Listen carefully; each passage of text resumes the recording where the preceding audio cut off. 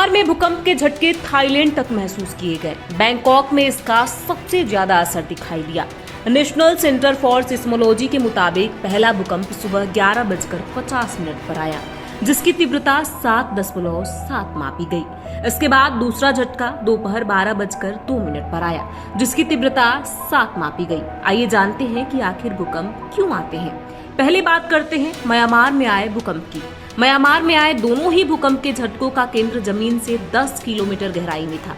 कुछ रिपोर्ट में दावा किया गया है कि म्यांमार में रुक रुक कर लगातार भूकंप के झटके लग रहे हैं। इसके साथ ही रिपोर्ट्स में कहा गया है कि कई इमारतों को नुकसान हुआ है। म्यांमार का सागा इंग भूकंप का केंद्र था। अब बात भूकंप के आने की वजहों की करते हैं।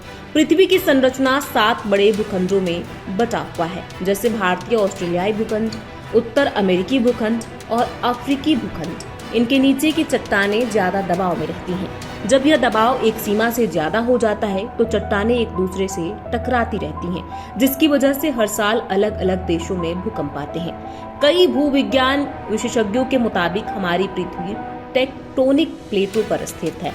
इसके नीचे तरल पदार्थ यानी लावा होता है। यह प्लेट लगातार तैरती रहती हैं और कई बार आपस में टकरा जाती हैं। जब यह प्लेटें आपस में टकराती हैं तो ऊर्जा निकलती है, जिसकी वजह से भूकंप आता है। धरती के नीचे स्थित भूगर्भीय प्लेटें बहुत धीमी गति से घूमती रहती हैं। यह हर वर्ष अपने स्थान से 4 से 5 महीने तक खिसकती हैं। इस दौरान कुछ प्लेटें एक दूसरे से दूर हो जाती हैं। इसके साथ ही कुछ एक के नीचे सरक जाती हैं, जिनके खिसकने और टकराने की प्रक्रिया की वजह से ही भूकंप आता है। जिस स्थान पर धरती के अंदर चट्टानें टूटती या टकराती हैं, वह स्थान भूकंप का केंद्र होता है। इसे हाइपोसेंटर कहते हैं। इस केंद्र से भूकंप की ऊर्जा तरंगों के रूप में फैलती है।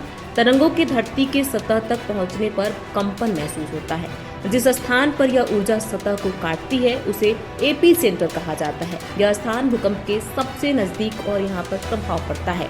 विशाल प्लेटों से धरती की सतह का निर्माण हुआ है। यह समुद्र और महाद्वीपों तक फैली हुई हैं। इन परतों के नीचे स्थित चट्टानें समुद्र के नीचे भारी और महाद्वीप के नीचे हल्की होती हैं। चट्टानों के टूटने पर यह ऊर्जा सतह पर पहुंच जाती है और तबाही मचाती है।